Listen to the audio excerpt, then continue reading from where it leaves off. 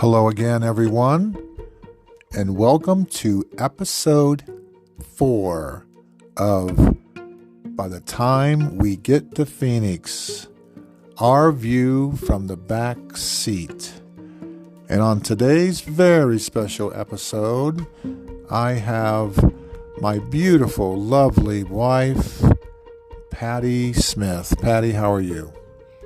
I'm fine, thank you. How are you? I'm doing great, and I want to welcome you to my program. Thanks for having me on. And today, Patti and I are going to discuss our epic vacation in 2018 to Phoenix, Arizona again. But this time it had very special meaning because I graduated that year from Grand Canyon University in Phoenix, and I decided to celebrate by taking a trip there, a vacation there. And of all the times that we were in Phoenix, I had never been to the Grand Canyon. So I decided I was going to spend a lot of time there and see all the treasures of Phoenix and Arizona. So we're going to be talking about that trip. And I remember once I knew the graduation date was coming, and it ended up being October. It's amazing how many trips we have taken in October. I decided that I was going to fly down there and spend the week there and get my diploma instead of having it mailed to me. So when I called Patti, she was at work. I had her call me on her break, and she did. And I said, I am going to go to Phoenix for my diploma. I want you to go with me, obviously. And what did you say? Well, at first I said, no, I can't go. I have to work. But then after thinking about it and Brian saying that he was going to go without me, which was not going to happen, I decided that I was going to go. So we got tickets and we went. Now, you don't think I could take care of myself in another state or another country? Please. No, I don't. Well, anyway, at first she wasn't going to go, and I said, well, I'll go by myself, and I was really planning on doing that because for her to want to miss this trip of a lifetime for her job, let's not even go there. But anyway, I was able to make arrangements. We had everything settled. We were going to rent a car, and we had everything there settled. And we had a great trip to Phoenix. Got off the plane. It was a very smooth plane. And Patti always takes care of all the arrangements. She had everything rented out and everything scheduled, reserved. And she gets to the counter to pick up our car, and I'll let her tell the rest of the story. I got to the counter, and of course, they didn't have my reservation. So we had to go to a different place to get a car. So I finally got the car, and I made the arrangements for the hotel. So the hotel ended up being at Grand Canyon. Grand Canyon actually has rooms that you can reserve. So we hadn't done that because all of our reservations somehow got messed up. But believe it or not, when we got to Grand Canyon University, which is gigantic, by the way, it's larger even than Ohio State University, they were able to have a room for us. They also had an adjoining cafeteria, restaurant area. Our room was small. It was only basically one big room and a bathroom, but it was beautiful, and the weather was perfect in October. And it just ended up being a very enjoyable experience. So it was right across the street, basically a quarter mile from the campus. So everything was arranged for that. But, while we're there, the graduation would be one afternoon. We decided we were going to do a lot more than just go to my graduation. But we were hungry, and we decided to go to the adjoining restaurant. And it was run by students and people in training in the food service industry. So we thought, well, we'll get chicken. And I thought, nah, we get chicken all the time. So Patti said, let's go ahead and try these steak burgers. Now, they were just regular burgers, but it had the word steak in it, so that was good enough for me. So we ended up having really the best steak burgers we ever had in our lives. And went to the graduation the next day. And, of course, I'm in all the regalia and everything. Patti's with me. There was hundreds and hundreds of people in the auditorium, the arena. And it was a great time. I thought I had reached the absolute crest of my career for education. So many people were there and in the surrounding area of the auditorium that I lost Patti, and I'll let her tell that story for just a little bit. Yeah, after Brian graduated, he went into the crowd, and I could not find him for 15 minutes. And knowing me the way that you guys know me, I panicked and had some anxiety. Now, she said I went into the crowd. I literally thought she was with me, behind me, but there were so many people celebrating that it was easy to get lost. And after so much time, I was able to find her. She had her phone, but I left my phone with Marcus so we could call him every day. So I did not have a phone. Able to find each other, and it got us just closer together. And I really thought that this was the pinnacle of my education, a master's degree that I worked 2 years for, 60 years old, and a master's degree, which very few people, believe me, get a master's degree at age 60. But during the ceremony and after, I was in a very strange mood. Something wasn't right. I was not in good humor, as my dad would say. And I don't know what Patti's thoughts of that were. We'll get her responses now about me just not being ecstatic about a master's degree. At the airport, Brian was so not himself. He wasn't talking. He wasn't acting like himself. So I knew that something was wrong.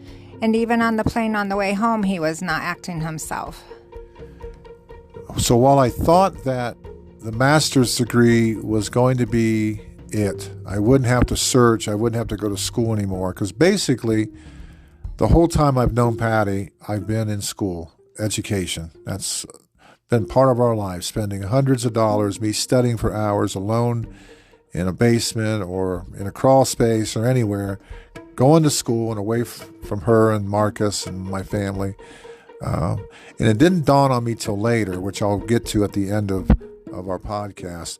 Something wasn't right.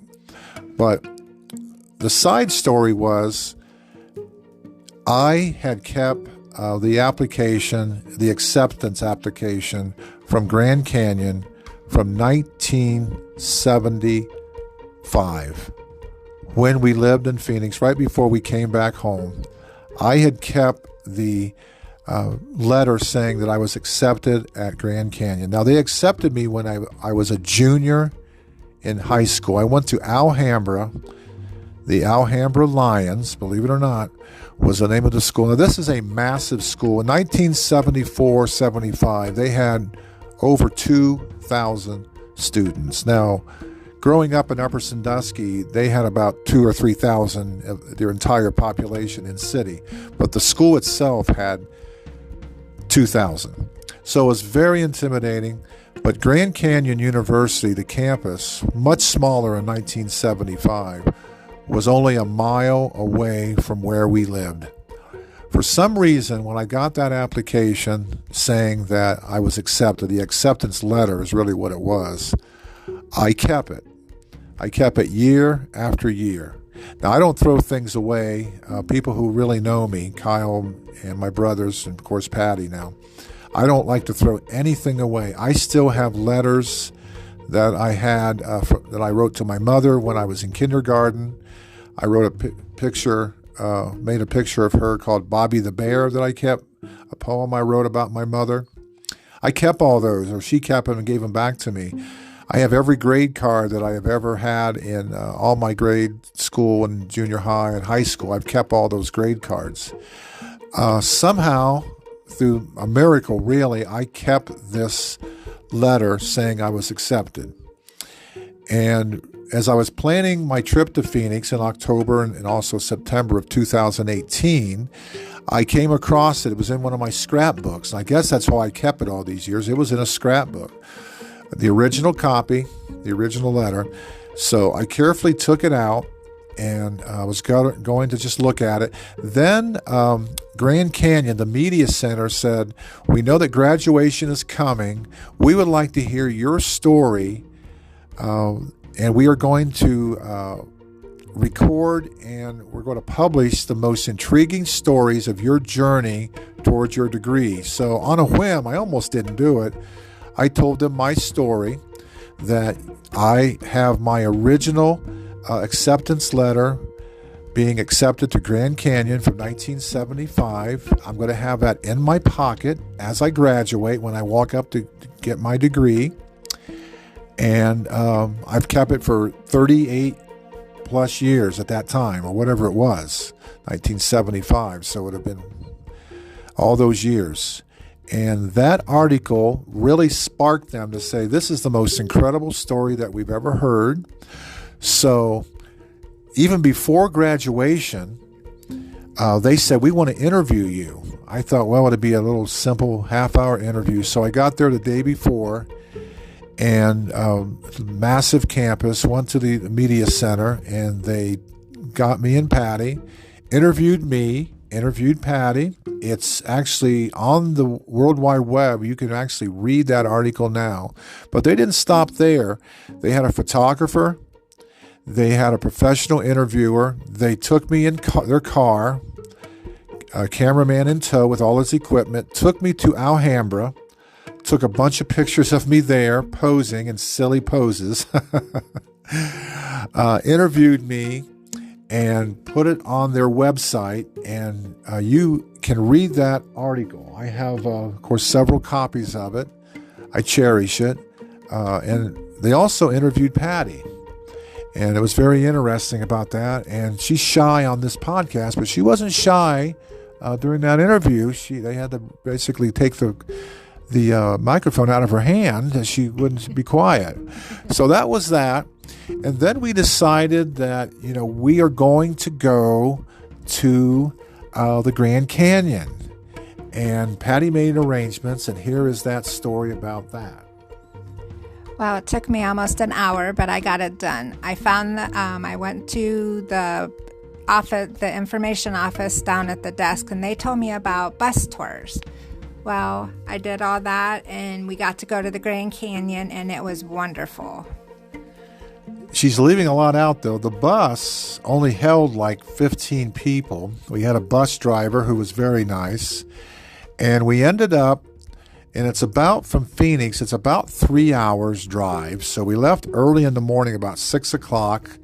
And we ended up, first of all, going to, was it Williams, Arizona? Which is right in the heart of Route 66, and a very charming town. The whole town is really centered on the iconic Route 66, and of course songs have been written about Williams. Stayed there for about an hour. They have an Elvis museum there. It was a very, very charming little town. I would love to go back, but most things are once in a lifetime. Then we had about an hour's journey to the Grand Canyon, and they let us out on our own devices for about 2-3 hours. It seemed to fly by. But what I remember about the Grand Canyon was there wasn't many areas that were cordoned off or had metal bars. And I remember being in several areas where Patti wanted me to take her picture, and she kept going back. And I literally had to yell, "Patti, what are you doing? You're too close to the edge." And finally, I heard people laughing, and she's right on the edge. And if I hadn't stopped her, she would have just kept going back and back and back. Well, I don't see it that way. Brian was on the edge more than I was. But I'm on the edge in life anyway. That's part of my life, living on the edge. If I ever do another podcast, that will be the name of it, Living on the Edge. But this is the edge of the Grand Canyon. It's more than just a big hole in the ground, believe me. And if you fall down that, then you're going to be going for 2 or 3 minutes until you hit ground. We actually thought about getting mules or donkeys, but once one of the caretakers saw my size, he said, well, we don't have any donkeys or mules that would be able to hold you. So that was kind of the end of that. But it was a beautiful trip. We loved it. And then a long drive home. And then we had a couple more days there to spend. So we ended up, we didn't have a car at that time. We had to take everything by taxi and Uber. In 2018, we really didn't know too much about an Uber, but we thought, well, we'll take one. So we got one at our hotel room that took us to the stadium of Arizona Cardinals. They were having a game that week, So we tried our very best to get tickets and get in, and I'll let Patti tell the story about what happened there. Do you remember how terrible security was? Yes, it was horrible. I always carry a small purse, but they would not let me in at that stadium because I didn't have a purse that was see-through. So I got really upset, but Brian calmed me down, and he went in and he got to see all the statues and the outer part of the stadium, but it was okay. It was the most ridiculous security I have ever seen. I've never seen security turn away more people, scream and yell at more people. Their policy, which I don't think has changed 5 years later, is everything has to be clear. And I swear people could go by with Uzis and guns and everything, and they could conceal them. But plain people like us, just simple people wanting to see a game, everything had to be in clear plastic or they would not let you in. They wouldn't even let you keep it in a holding area. So that was a negative there. And I remember saying, well, I could sure see why Arizona is one of the worst franchises in the NFL, because they treated their fan base so terrible. It was very interesting, though, because that area, 40 years earlier is where we lived. We lived in that area, and it looks nothing like it did back in 73, 74. The growth of it was just phenomenal. So Patti and I, we could see a shopping center about a quarter mile away, so we walked to that, went in there, had a very enjoyable dinner, and then we saw where they were playing. Of course, it's October. They were playing the movie Halloween. However, it wasn't the original Halloween from 1978. It was the remake with Jamie Lee Curtis. Do you remember that, Patti? I do remember that. It was a very good movie. We saw it, we enjoyed it, and then afterwards I went and I called the Uber, and he said that he would be there. Well, we waited and waited and waited, and he never showed up. So I called him again, and he said, I'm out here waiting for you, but he wasn't. So we had to take off walking. We walked maybe 3 or 4 miles, and then I got tired of walking. Brian got tired of walking, and I flagged down a cab. Yeah, I won't say what else you did to get the cab's attention. That's not important right now. But we took a cab, and the weather in Phoenix is such that even at that late hour, probably wasn't safe. But, we've walked through so many cities. We always have faith we're going to be okay. We're able to get a taxi and got back to our hotel and made it safe, had a beautiful time, and finally got to see another stadium. And the stadium that's there was fantastic. But I can't say anything positive about the security of the Arizona Cardinals Stadium.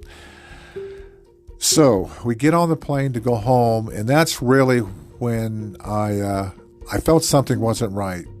And Patti kept saying, what's wrong? Why aren't you happy? You got a degree. That's the end of your line. I said, I don't know, Patti. Something's not right. I hope I get to figure it out. Did a lot of talking to myself and to God about it. Got home, and Patti went back to work, and it finally hit me what was going on. And I called her, at work, or she was on her way home, I believe. And I said, Patti, I want to give you some more news. No, that's not the way it was, babe. I was at work. I got a phone call. Call me on your lunch break. So I called Brian on my lunch break, and he said, I'm going back to get my doctorate. And I said, what? You said school was over after all these years. He said, no. I got all the information, and I told myself if I get the money, the loans, and everything lines up, I'm going back. So the loan went through, lickety-split, no problem. I got the money. Now, I don't have to tell you all how much it takes loan-wise to get a master's degree, or how much it takes to get a doctorate and everything that goes with it. But everything went through no problem. It went through like a hot knife through butter. Now, I don't know if you know too many people that get a master's at 30 or 40. I got one at 60. Doctorate at 62, because it's 2 years per degree. It's not easy. It takes most of your life. It takes your energy. Obviously, at 60, you don't have the energy that you have at 20 or 30 or 40 or even 50. I took a chance. I had faith, but it ended up being my destiny. I got through the master's, no problem. I thought, well, the doctor will be just as easy. And it wasn't quite as easy. I ended up still getting a high average, 3.78, I believe. But I really, really struggled. I don't know if I could ever go through that again. So 4 years of constant study from the age of 58 until I graduated at 62. And not knowing if it was ever going to amount to anything. I really had trouble getting a job for a while. People don't always want to hire someone at age 62, whether you have a doctorate or not. But it ended up being what I was meant to be. I knew that God had called me to keep going, because it never entered my mind to go back for a doctorate. But it was God speaking to me. I have no doubt in my mind it was Him. And I rejected it and didn't want to do it. And I think that's why I was in a bad mood. I was conflicted. I was driving Patti crazy. And she finally said, if that's really what you want to do, I want you to follow your heart. I don't want you to do it. I think it's not a mistake. But I said, Patti, I think it's God speaking to me. Do you remember that? I do remember you saying that.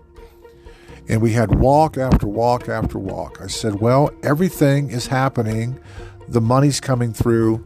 I won't give the loan number because that's kind of personal. I'll just say it's an awful lot of money. It takes some people years to make that.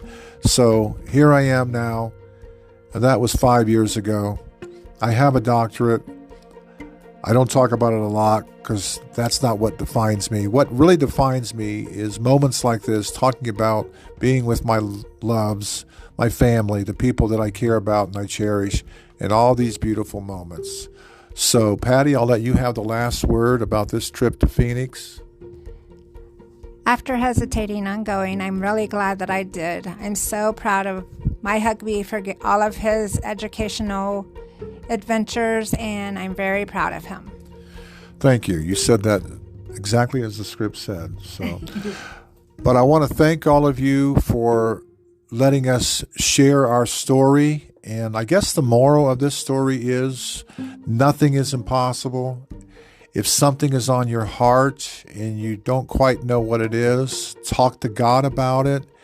And in my case, I'm glad I was listening, and I followed my heart. It took me down a road to Phoenix, and it took me down a road to Ohio State. And it's something that I am so glad I shared with Patti and all of you. And we're going to say goodbye for this episode. Please join us for the next episode of By the Time We Get to Phoenix, Our View from the Back Seat. In this case, it was our view from an airplane seat. So until next time, this is Brian Smith and Patti Smith saying we'll see you down the road.